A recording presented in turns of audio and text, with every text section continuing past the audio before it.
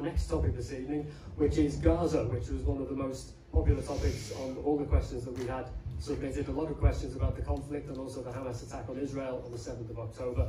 Running the gamut of opinions on the subject, as you might imagine. So we have tried to come up with a bit of an amalgam of questions from all the different viewpoints that were submitted, and we'll put them to our panel now. And as I say, you will of course have the opportunity to ask some questions nearer the end if you have any specifics that have gone unanswered. Now, several people have commented on the civilian loss of life in Gaza. One question is saying too many innocent civilians have been killed, what would you do about this? And another specifically asking that they want this country to stop selling arms to Israel, and asking, would you push for this in Parliament? So if we can start with you, David, on this one. Innocent civilian life in Gaza and the toll of the current conflict. Well, yeah, again, I think our government is disgusting, dropping bombs on innocent kids. A war of attrition, turning water off and stopping the food supply to kids. It's just disgusting, and Keir Starmer supported that. We've also got many more issues going on. Nobody seems to be pushing for a ceasefire. People just seem to be pushing for war. They all have vested interests in the military-industrial complex, and this is where we seem to be going. The mainstream parties just want war and suffering.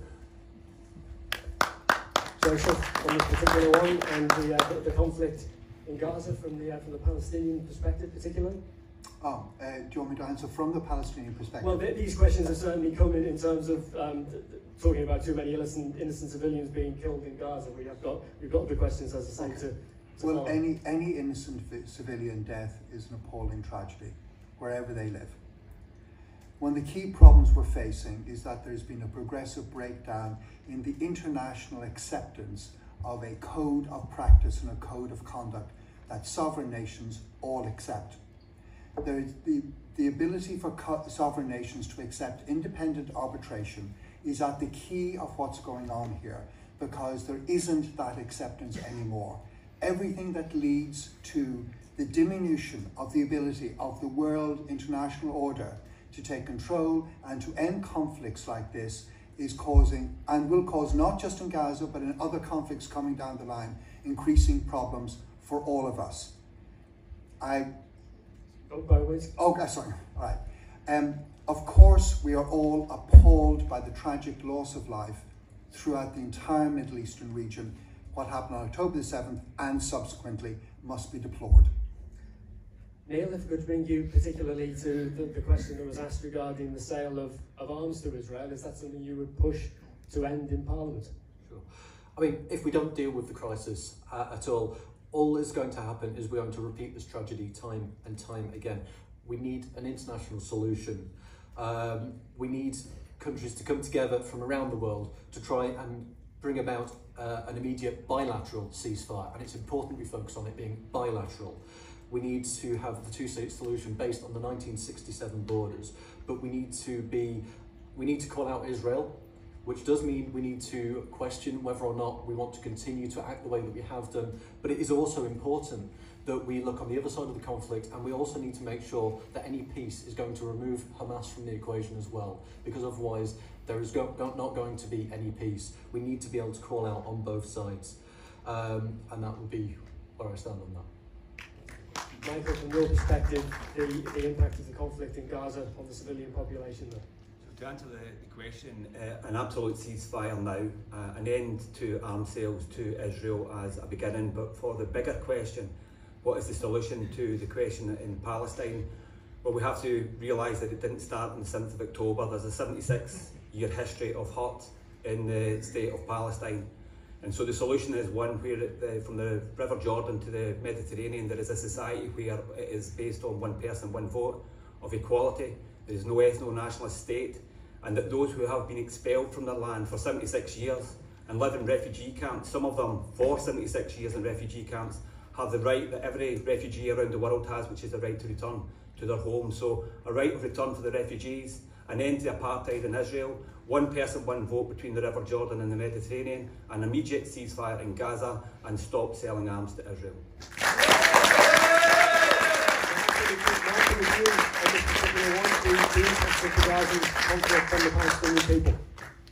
Well, the conflict, I wouldn't call it a conflict, I'd call it a war, because effectively Israel has effectively declared a full-scale war now on the people of Palestine. I first went to Palestine in 2002. I met with Yasser Arafat when the man was still alive. I met with Abu Mazen, who is still the president of Fatah. I've been to Palestine several times over the years, and I've also been to Gaza, and I've seen Gaza from the inside. And it's terrible what's being done, it's inhumane. I've also been to South Africa not long after apartheid, and the way that Palestinians are being treated by Israelis, both in the West Bank and in Gaza, is worse than what the South Africans did to the blacks in South Africa. When I've mentioned that to Israeli politicians, they've been disgusted with the comments that I've made. Now, it seems that many people, probably some of you not even alive looking around the room, but when I was first elected 24 years ago, I've been with this subject for a very long time. I've always taken a balanced view and said, a bit like Neil, that we need to go back to those 67 borders, because that was what was agreed originally, but was never fully signed into a proper treaty after Oslo. So that's where we need to be, and I'm fully behind the Palestinians in the way that they're trying to get self-determination and international recognition. Mark, thank you. And Trevor, just finally to you on this one. Yes, equally, when you see what is taking place, you can't fail but to be horrified. The loss of life that we see across our televisions day in, day out, it is horrendous. The war has to stop. So for that, there needs to be a ceasefire, and there needs to be a ceasefire now. The hostages need to be released, and they need to be released on all sides. There shouldn't be any question. Hostages taken is wrong. They need to get aid in there, because there are people suffering day in, day out. And that's got to be a priority, to get it in and get it into the people that need it and need it now. We need to rebuild. People have got nowhere to live now. Just look at what the place is like. It's horrendous. So there has to be a rebuilding package that supports what takes place. And then there has to be work towards lasting peace. And there needs to be a solution, a two-state solution perhaps, but there needs to be the treaty that is agreed by all for the good of all of the people. Some very specific questions on this, and a couple of them hopefully we can rattle through in virtually one word or one sentence answers. So we can stay with you, Trevor, for yes. The next one. This one is indeed very specific. Do you all denounce Hamas as a terrorist organisation, regardless of your views on the current Israeli actions in Gaza? Straight answer, yes. Mark Hendry? Yes. Michael Lavalette? No. After that, then if you say no. Because I don't consider, I think when your land is occupied, and it has been for 76 years, people have the right to resist. They had the right to resist in the Second World War, the French resistance, the Yugoslav resistance, the Italian resistance, the Greek resistance, and the Palestinians have the right to fight against their own dispossession. Rape is not resistance. And just to answer that, so all the shouts about has now been disproven, so it's not even true and accurate what the person shouting from the floor. In the vein that you were talking there about the about Hamas and its status as you see it, do you condemn their actions on the 7th of October? If you don't denounce Hamas as a terrorist organisation, do you denounce the 7th of October? Sorry, Michael. So history didn't start on the 7th of October. On the 6th of October, there was attacks in Sheikh Jarrah. On March last year, there was an attack on Hawara, which is on the main road between Nablus and Tulkarm, and there was people burnt out their homes. History didn't start on the 7th of October. There's a context to all of this. So that's a no. So that's a no. You don't denounce the 7th of October. Yes, Hamas is a terrorist organisation, and they've been terrorising the Palestinian people as much as everybody else for years, and we need to recognise that. We can have no track with them, full stop. Where's the proof? Do you have any evidence on that? Absolutely, you need to denounce Hamas as a terrorist organisation. You're right in that the war, it didn't start on the 7th of October. There have been issues in the Middle East going back far longer than most of us here have been alive. But to not denounce an outright terrorist attack, I'm sorry, that is unacceptable. Absolutely unacceptable. David, your opinion on this? Do you denounce Hamas as a terrorist organisation was the question? I find it difficult to denounce Hamas, seeing as Israel set Hamas up.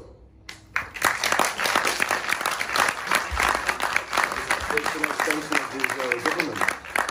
I find it hard to support Israel when they've supplied Argentina with bombs in the Falklands War that killed British troops. I'm not prescribing, and I'm not saying yes or no in support. I'm indifferent because it's not what it's portrayed to be. In fairness, as Michael said, he didn't denounce Hamas as a terrorist organisation, and I have to ask the same question to you. Do you denounce the 7th of October attack in Israel? Any innocent children dying is disgusting and abhorrent. So that's a yes. You denounce? We don't know the full details yet. I'm not prepared to disclose what my feelings are when the true nature of the events have not been told.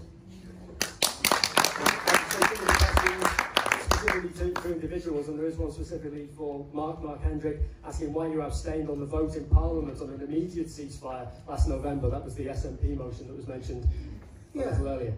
Look, the official opposition is the Labour Party, not the SNP. We put forward our own motion which talked about cessation of hostilities. I voted for cessation of hostilities because it was our motion. The wording of the SNP one was different. Yes, it was an immediate ceasefire, wasn't it? That was the distinction. Well, it's just slightly. No, the distinction was. Mark. I'm trying to be quiet. Yeah, please let Mark answer. The point I'm making is that we're not there to support the SNP. We're the official opposition. We make forward the motion for the opposition. They can do what they want. We don't see them as part of our opposition to fight the government. The Tories are the opposition, as far as I'm concerned, not SNP. Point taken, but what was the distinction as you saw it then between the SNP? There's a minor nuance in the wording, but you know, it upset a lot of people, though, didn't it? Well, it upset someone who only talk about the SNP. Not many people. He said it today, but not many people say that this was an SNP motion. They talk as if it's the motion. And it wasn't the motion. It wasn't the motion. The November motion, there was no Labour motion at that time. It was. Sorry, sir, if you will. It was a Labour motion. Open up to the floor at the end. If you've got I could specific show it questions here. on this, we will Well, that come to doesn't you. get talked about. You've got your own propaganda to push. We've got to keep it so that everybody's able to have a say on the panel, and we will open it up to the floor at the end. If you've got specific questions, by all means, then certainly come in. One more specific one here to Michael Lavalette, asking you specifically, Michael, that this particular question, I believe, you're the person responsible for organising children marching for a ceasefire in Preston.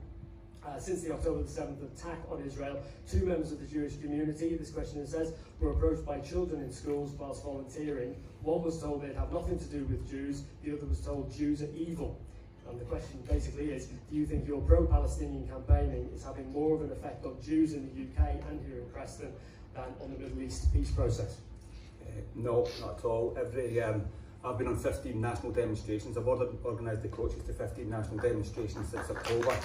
And in each of those demonstrations there is a very large and very vibrant Jewish bloc. I've been on lots of demonstrations throughout my life, and the demonstrations since October have been about the most dreadful events, but they've been some of the most family-friendly events that I've been at. They're not at all as they've been portrayed.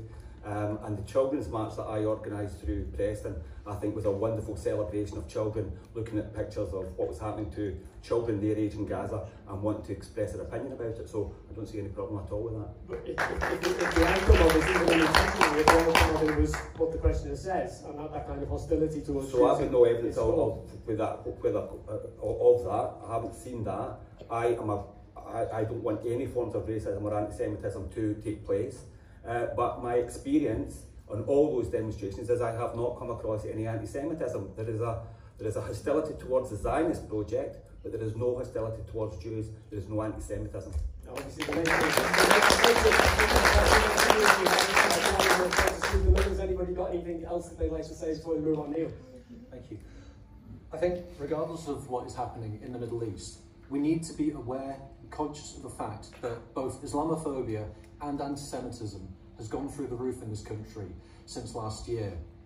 And first and foremost, we are here to be the MP for Preston. And yes, we will have, as an MP, a responsibility to what the UK does abroad. But our primary responsibility has got to be looking after our own citizens, our own residents here in Preston. And we have to be very careful about what we do and say and make sure that we're not stirring up hate against each other, regardless of race, regardless of religion, regardless of anything at all. We are all equal as citizens here. If our government stopped interfering in other international countries, in other international countries, stopped putting the 2 pence worth in and causing these wars and exacerbating them,